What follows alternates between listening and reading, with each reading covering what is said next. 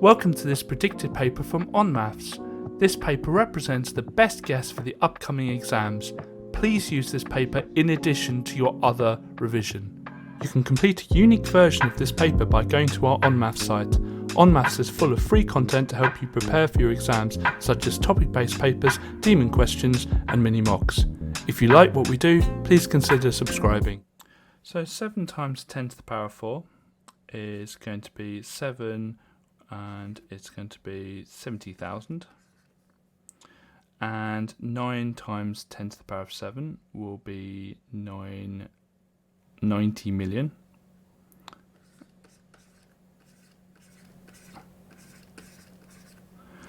And so when you add them together,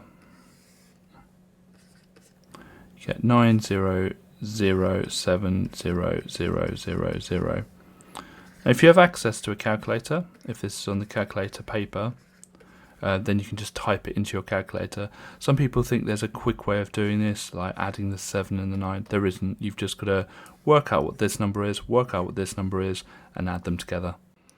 So this question says that Adrian, Ben, and Charlie have some sweets, and the ratio of Adrian to Ben to Charlie is 9:6:13. But it also says that Charlie got 56 more sweets than Adrian. So there's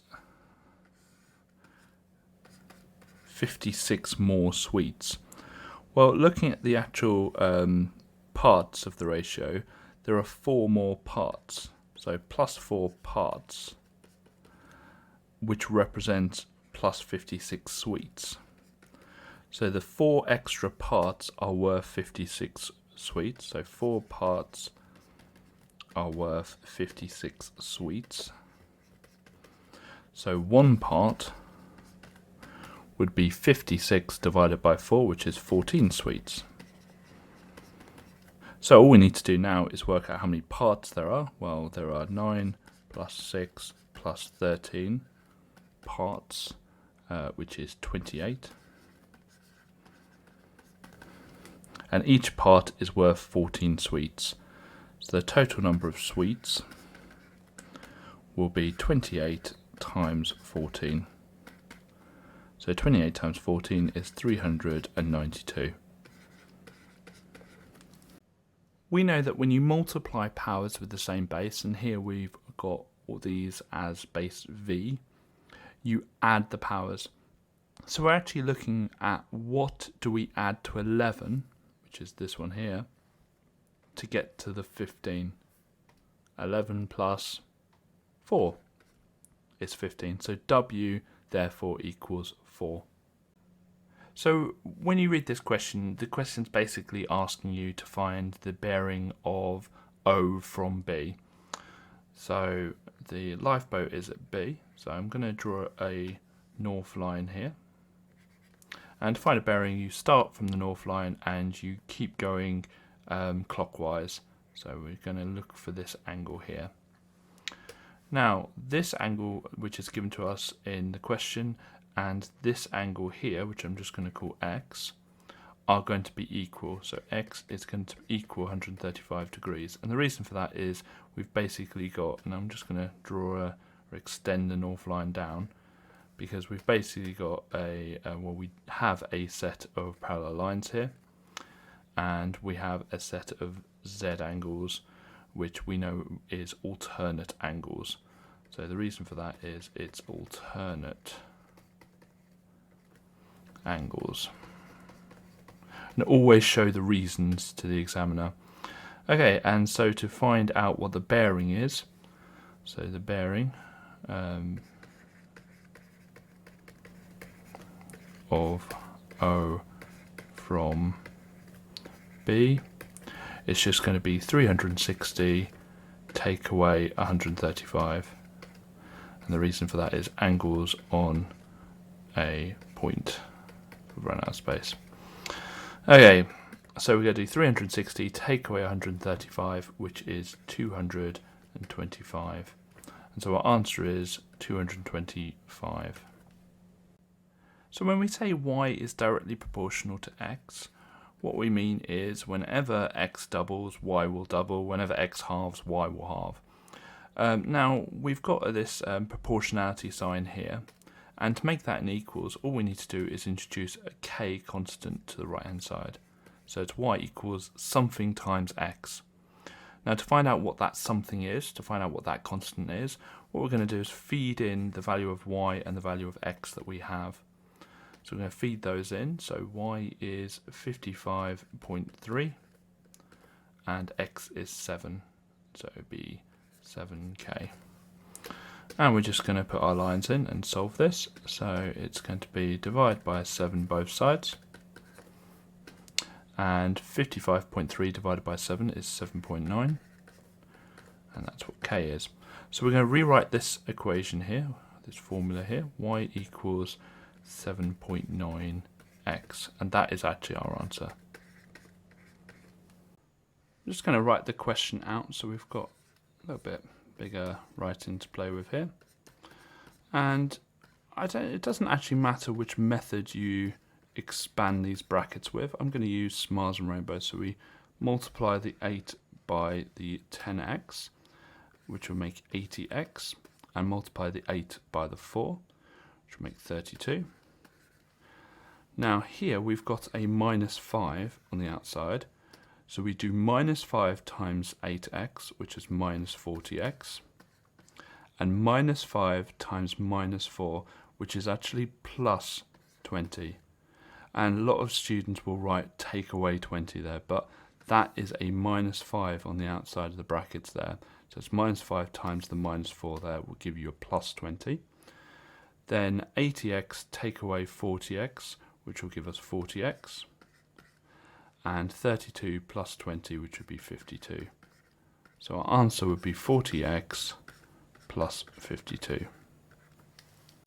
The first thing we need to do is work out the area of the floor, and you'll notice that this is a trapezium. So with a trapezium, the formula is half a plus b times h, and a and b are the parallel sides, so these ones are the parallel sides, and the height is the one connecting the two bases, the two parallel sides. So we're going to start off by writing down the formula. So it'd be half a plus b h. So half times 2.8 plus 1.2 times 11. And when we do that, we get 22. So the area of the floor is 22 meters squared. And it says here that the tiles are sold in packs which cover 3 meters squared. So if each pack covers 3 meters squared, we're going to do 22 divided by 3, which will be 7.33 packs that we need. Now obviously you can't get 0.3 of a pack or 0.33 of a pack. So we're going to have to get 8 packs and just have some left over. So we'll need 8 packs in total. Okay, the next thing we look at is the fact that the Jenny has a 25% discount. So we need to find out what 25% discount would do to the £18.60 for the tiles, or for the pack of tiles. And so what we're going to do is we're going to get the £18.60 and we're going to times it by 0.75. We're just going to find 3/4 of it because she has a 25% discount, and that would be 1,395. So that's the tiles are going to cost £13.95. Now I've done this in pence and I've kind of muddled it together here. So really, let's just go back because I've kind of done this in pence. So that would be 1,860 times 0.75, and so each pack will cost 1,395, and the reason we're doing this in pence is the answer needs to be given in pence, so I might as well just make that conversion now. And so it's going to be 8 lots of the 1,395 pence packs, which will cost in total 11,160 pence, or £111.60. But Jenny has £100 to spend, and we're asked how much extra does she need. So we're going to do the 11,160, take away the 10,000 pence that she has, which will give us 1,160 pence. So she needs to find £11.60 or 1,160 pence from somewhere. So let's look through this question to see what information we're given and what information we're looking for. So we're given the acceleration is 13 meters per second squared. We're also given the distance is 19, and we're also given the end velocity, which is v, is 34. And we're looking for the initial velocity. So which of these formulae include A, S, V, and U? That's got a T in it, that's got a T in it, so it's going to be this one here.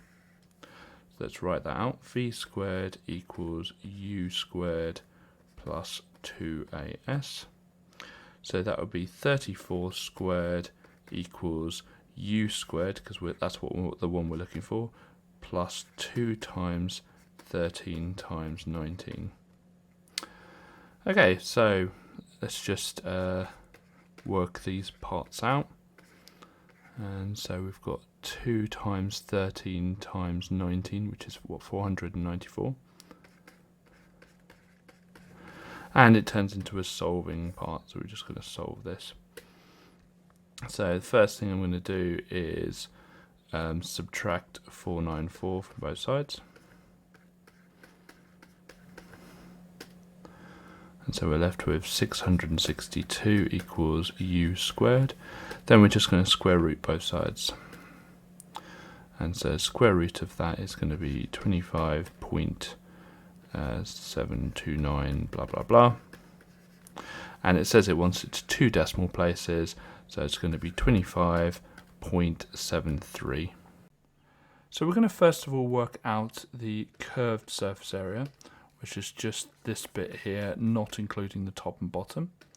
And the formula for that is 2 pi r h.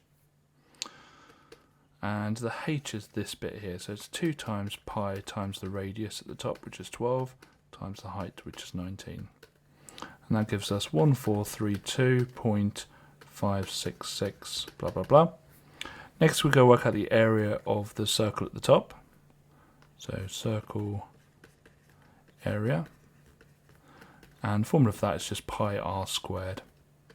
So pi times 12 squared, which will give us 452.389, blah, blah, blah.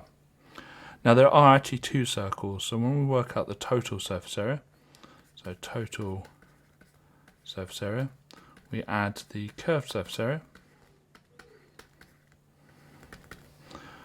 to 2 lots of the circle surface area, or areas of the circle, because there's 1 circle at the top and 1 at the bottom, and that gives us 2,337.344 blah blah blah, and 2 decimal places, that is 2,337.34.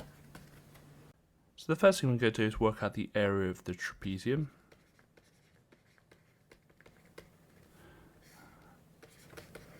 And the formula for that is half brackets a plus b times h.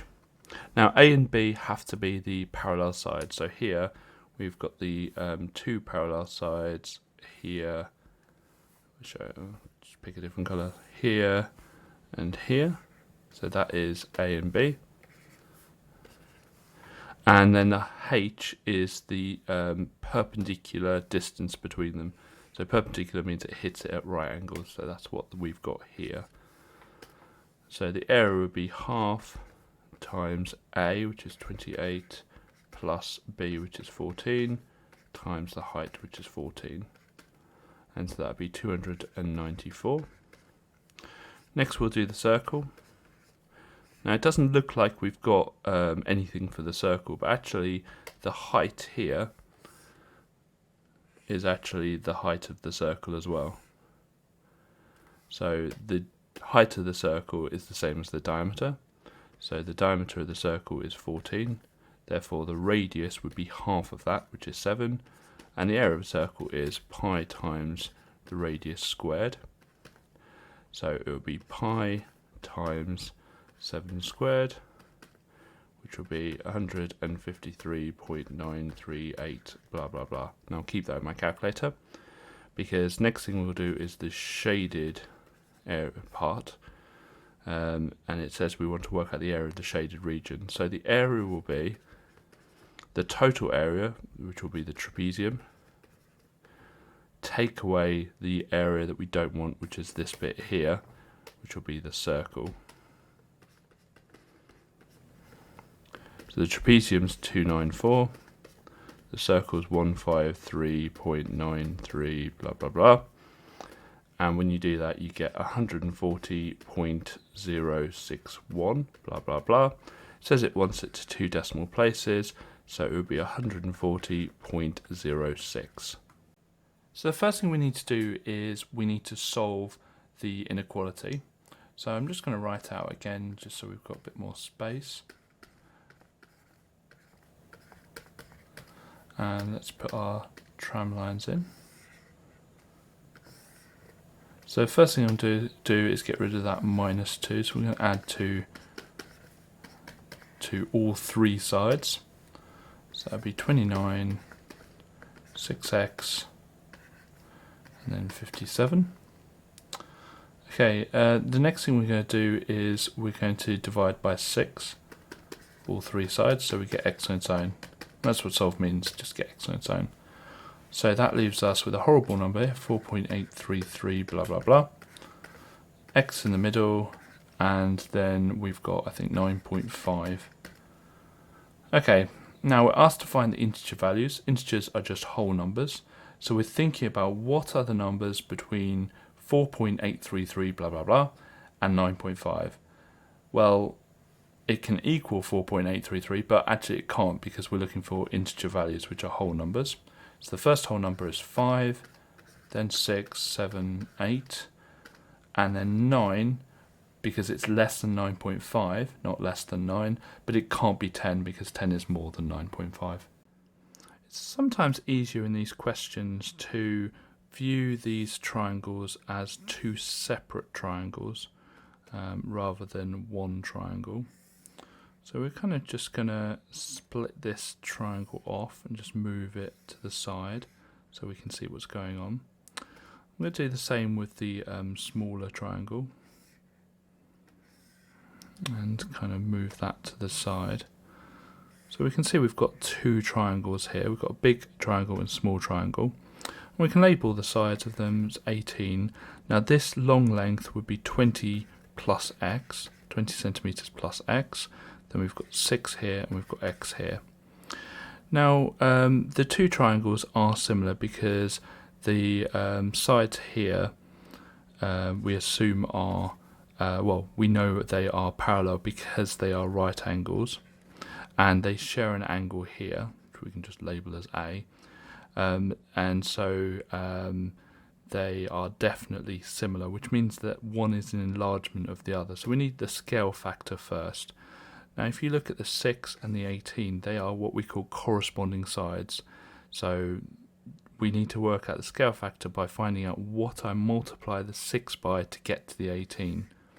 Well, that's obviously going to be 3. So we now know that we can times the x by 3 to get to the 20 plus x. So we can write that down. 3x, I'm timesing the x by 3, and that will give me 20 plus x. And so I can solve this now. Subtract x both sides.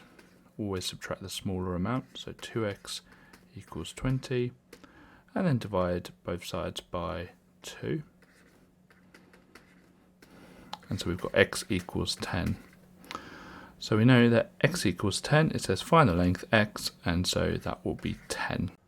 So we're going to first of all look at the starting section. So we've got the probability of a blue being picked from bag 1 is 7/11. So the probability for blue and red must equal 1. So what do we add to 7 to get to 11? Well, we add 4, and so it would be 4 over 11. So these two here must add up to 11 over 11, which is 1. Looking at the next section, we've got 11 over 15 chance of picking a blue. So what's the probability of picking a red? Again, 11 over 15 plus the probability of a red must equal 1. So that's going to be 4 over 15. 4 over 15 plus 11 over 15 is 1. And we've got the final section down here. Now, this final section, we haven't got any fractions for, but bag 2 is independent to bag 1. So bag 2 is just sitting there ready to be picked after we pick bag 1. So the probability is going to be exactly the same as the ones at the top. So the first thing we're going to do is just write out the sequence. So 25, 40, 65, 100, 145. And we're going to just find the differences. So this is going up by 15. And then this is going up by 25. So they're not the same. This is now going up by 35. And then this by 45. So the differences aren't the same, but the difference of the differences is the same. And when you've got a difference of differences being the same, we've got a quadratic sequence. So the first thing you do with a quadratic sequence is get the amount of that it's going up at the difference of the differences, so the plus 10 here, and simply get that 10 and divide it by 2. Always divide it by 2, always halve it, and that gives us 5. And we can actually fill out the first bit of our answer, because that 5 will be the coefficient of the n squared, so it would be 5n squared. Simple. The next bit is a bit more tricky, because what we've got to now do is remove that 5n squared from our sequence. So I'm just going to do a quick table. You don't need to do a table, but it's sometimes a bit easier. And we're going to have our term number, so term here. So we've got number 1, 2, 3, 4, and then the fifth term. Then we've got our sequence here, which will be our 25, 40, 65, 100, and 145. Now, what we want to do is remove the 5n squared from our sequence. So what we're now going to do is add a 5n squared sequence onto this table. So we do 5 times 1 squared, which would be just 5. And then 5 times 2 squared, which would be 20. 5 times 3 squared, 45. 5 times 4 squared, 80. 5 times 5 squared, 125. And what we're going to do is remove that from our sequence. So we're going to get our sequence and just remove or take away the 5n squared. See what we're left with. So 25 take away 5 is 20. 40 take away 20 is 20. 65 take away 45, 20, 20, 20. So what this is saying that once we remove the 5n squared, there's still 20 left. And so all we need to do to our sequence is just add that 20 on. So to draw a box plot, we need 5 points. We need the lowest point, lower quartile, median, upper quartile, and highest point. Now we already have the lowest and highest points, so we can put those onto our box plot now. So the lowest point is at 0 and the highest point is at 30, as we can see on the cumulative frequency graph. So we need to now find out where the median is. Now the graph goes up to 20, the actual line goes up to 20, so the median we're going to find at 10. We're just going to draw a line across and down, and that looks like it is 17. So our median will be at 17. So we're just going to draw a line at 17. Get it just perfect. There we are. Okay, next thing we're going to look for the lower quartile. So if the median we drew a line across at 10, the lower quartile would do it at 5, which will be here. So that's at 12. So we're just going to draw a line up from 12. Fill in this box, and we can actually fill it in with the lowest point. And lastly, we need our upper quartile, and we do that by adding the 5 and the 10 together to make 15. So we're going to draw a line across from 15 and down, and that's 23. So line up from 23. Try and get this as nicely as I can. I need to move that line a little bit. Oops. There we go. And let's fill in the last bit, join it up with the highest point. And there's our box plot.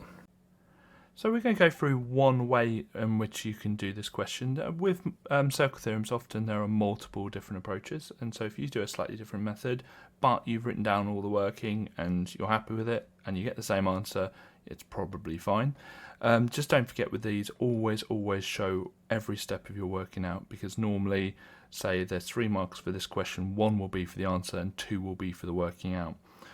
So the first thing I notice with this question is that we have a lovely triangle coming off a tangent, and whenever we have that, the angle on the outside here is equal to the angle on the opposite side of the triangle.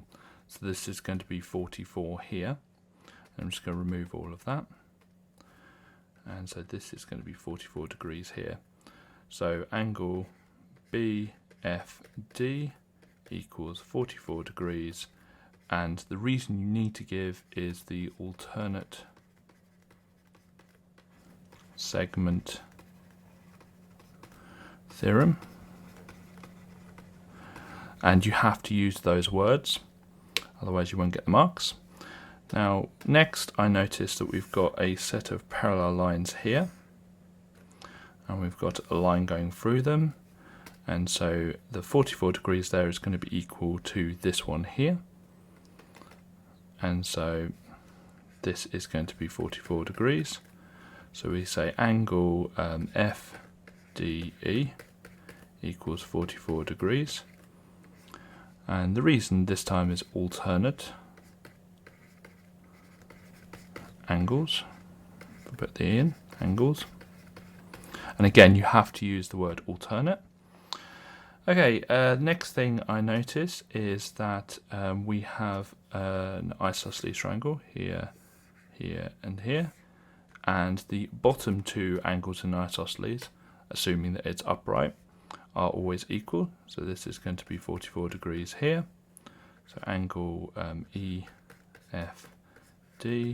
is also 44 degrees, and again we have to just say that it's an isosceles triangle.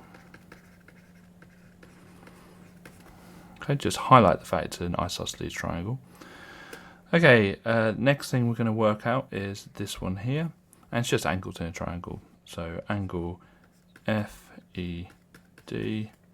is going to be 180, take away the 44 plus the 44, and the reason is angles in a triangle add up to 180 degrees, and so 180 take away the 44 plus the 44 is 92 degrees. And finally, took us a while to get there, but finally we can work out what this angle is, because in total all 4 corners of this quadrilateral here are touching the circle, so it's a cyclic quadrilateral. And so angle, what's it called in the question, angle FBD is going to equal 180 take away 92, and again we have to show the reason of the fact it's a cyclic quadrilateral.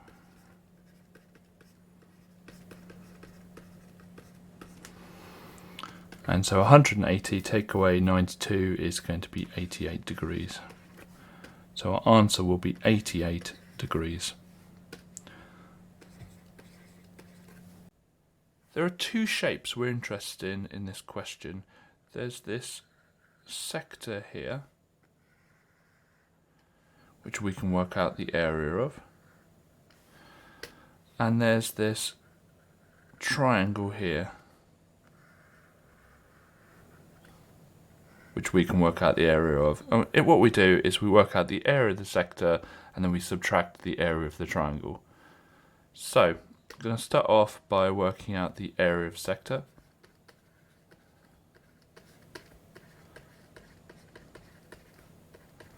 And we know that that is the angle that we have of the circle times by the area of the full circle. So the angle we have is 39 over 360. And then we've got pi times 10 squared. Type that into your calculator and you get 34.033 blah blah blah. Next we're going to find out the area of the triangle.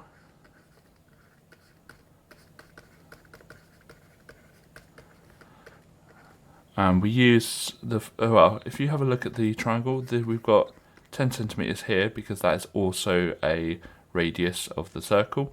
So we've got two lengths and we've got an angle, so we can use the half AB sine C formula. So we've got half AB sine C. And so A and B are going to be our lengths, and C is going to be this angle here. So we've got a half times 10 times 10 times sine the angle, which is 39. Then when you work that out, you get 31.466 blah blah blah. Okay, so to work out the area of the segment,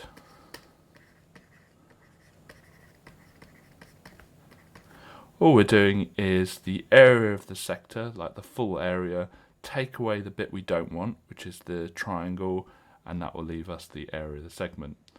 So we're going to do the 34.033 blah blah blah, take away 31.466 blah blah blah. And what I've done is I've saved them on my calculator so I can do it precisely. And when you subtract them, you get 2.567 blah blah blah. Once it's two decimal places, so we're just going to round that to 2.57. I'm going to first of all just focus on this rectangle here. And we know that to find the area of a rectangle, you multiply the two lengths. And when you've multiplied them for this rectangle, we get 697. But let's write down what A is equal to. And A will be equal to the area, which is 697, divided by the length at the top, which is x plus 30. Now let's focus on the other square, or the other rectangle. And this time we have A equal to the area of it, which is 1870, divided by the 10x. Now because both of these are equal to A, we can actually just get both of these fractions equal to each other.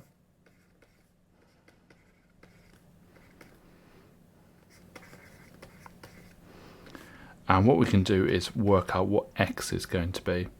So the first thing I'm going to do is I'm going to put my lines in because we are looking to solve. This is probably going to take a while. And I'm going to times both sides by the x plus 30, so I can get rid of the denominator on the left hand side. And so this will just be 697 on the left hand side because that gets rid of the denominator. And it will be 1870 times x plus 30, and then all of that over 10x. Same thing again, but I'm going to get rid of the denominator on the right hand side, so I'm going to times both sides by 10x. So we've got 697 times 10, which would be 6,970x, because it's 10x.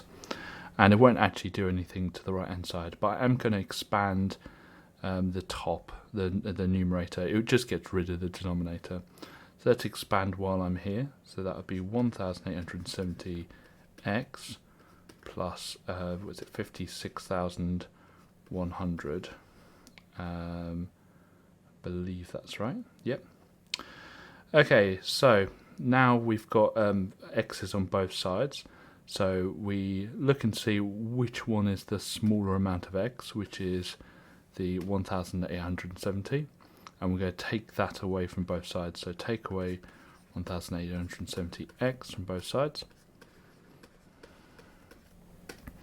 And that will leave 5,100x on the left hand side, and then obviously we've got the 56,100 on the right hand side, and we want to get rid of the 5,100, so we're just going to divide both sides by 5,100.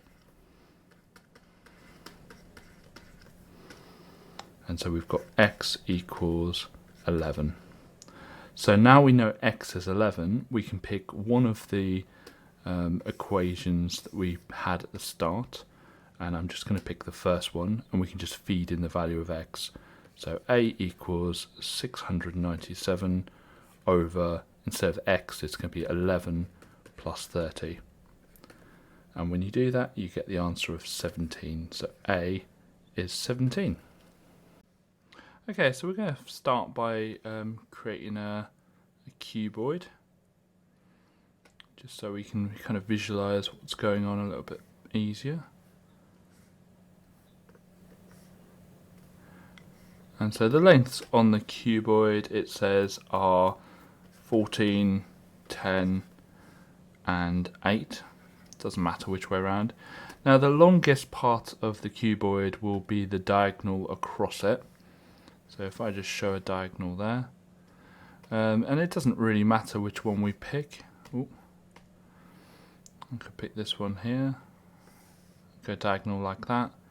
They're all the same length, all the diagonals across.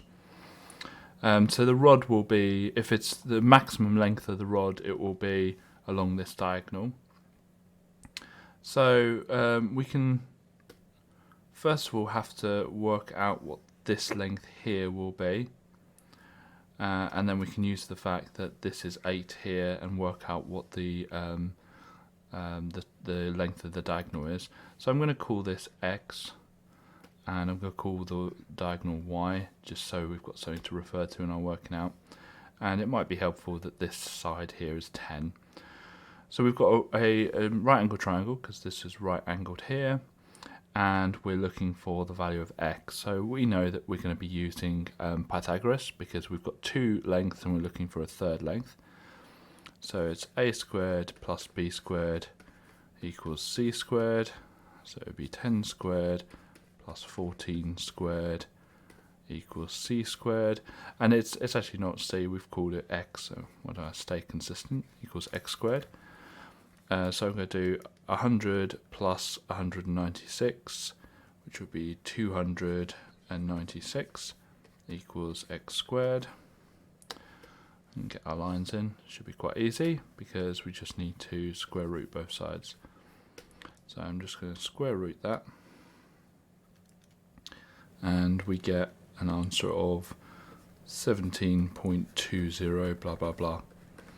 Now I'm going to keep that value in the calculator itself, because I'm going to use that to find out what y is, our diagonal. So the next thing we're going to do is, we know what this is, and this creates a right angle triangle here, and so we're just going to do exactly the same thing again. A squared plus b squared equals c squared. Our a is 8, so 8 squared plus, and then we've got 17.20 blah blah blah squared equals, and then we're looking for y, so y squared. Now if I square the value that's in my calculator from before, the 17.20, and if I just click square it, it will put it back to 296, because I've square rooted it and then I'm just squaring it again. So it would be 64 plus 296 equals y squared. So I'm just going to add them together, which will be 360. And again, I'm just going to put my solving lines in. Not too difficult to solve this. Make it a bit nicer, because I'm just going to square root both sides. So I'm going to square root this, and it gives me the answer of 18.9736 blah blah blah equals y. Now it says it wants the answer to 2 decimal places, so it would be 18.97 to 2 decimal places. Now a different way we could have done this is we could have worked out y straight away by working out the, like, I don't know what to call them. I'm gonna label them A, B, and C. So A, B, and C. And what you can do is you can do the y squared equals A squared plus B squared plus C squared. It's basically the width squared plus the length squared plus the height squared. And so we would have had 14 squared plus 10 squared plus 8 squared. And when you've done that, you would have got 360. And this would be y squared equals. And then when I put the solving lines in, I would have done the same thing, square rooted both sides, and you obviously would get the 18.973 blah blah blah again, and then you would have written down the answer. So there's 2 different ways of doing that. Obviously this way is a lot quicker, but you have to just remember that if you've got 3 lengths on the cuboid and you'll ask for the diagonal, then this formula here can be a much quicker way of finding the answer. To find the inverse, we're going to first of all, instead of writing f of x, I'm just going to replace it with a y. And the trick of finding the inverse is to swap over the x and the y. So we're going to swap them over. I'm just going to do it over to the right hand side over here, so we've got a bit of space.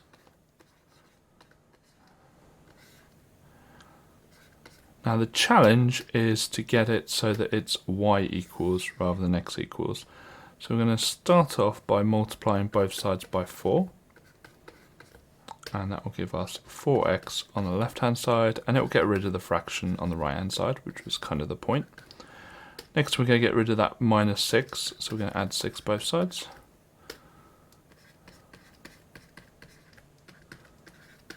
And then finally we're going to get rid of that times 5 there by dividing both sides by 5.